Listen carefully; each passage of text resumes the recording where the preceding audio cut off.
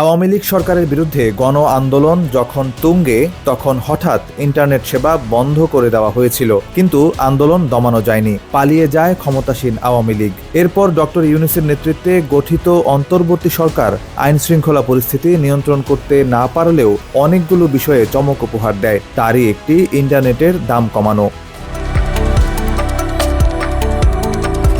ইন্টারনেটের মূল্য নিয়ে নানা আলোচনার পর সরকারের পক্ষ থেকে সুখবরটি আসলো রোববার। জানানো হয়েছে, দেশে সব ধরনের ইন্টারনেটের মূল্য 10% কমানোর সিদ্ধান্ত নেওয়া হয়েছে, যা আগামী মাস থেকে কার্যকর হওয়ার সম্ভাবনা রয়েছে। বিষয়টি নিশ্চিত করেছেন বাংলাদেশ সাবমেরিন কেবলস পিএলসির ব্যবস্থাপনা পরিচালক আসলাম হোসেন।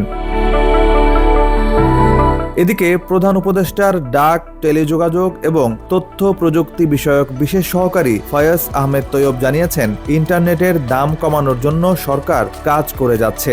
মানুষ যেন সাশ্রয়ে ইন্টারনেট পায়, তার জন্য বেশ কিছু উদ্যোগ নেওয়া হয়েছে। পাইকারি পর্যায়ে মূল্য কমানো তার মধ্যে অন্যতম।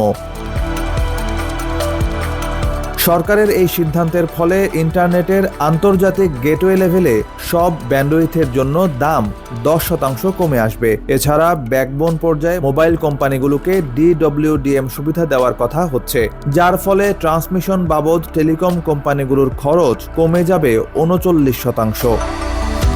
প্রধান উপদেষ্টার এই বিশেষ সহকারী আরও বলেন, ইতিমধ্যে টেলিকম অপারেটরদের সঙ্গে এই বিষয়ে আলোচনা হয়েছে। অপারেটররা ভোক্তা পর্যায়ে ইন্টারনেটের দাম সহনীয় রাখতে 10% কমিয়ে আনবে বলেও আশা প্রকাশ করেছেন তিনি।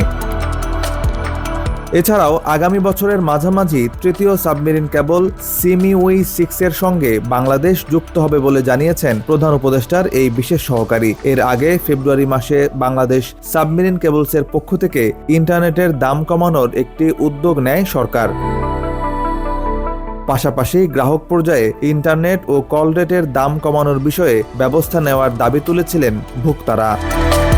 সামিউল হক খান, সময়ের আলো।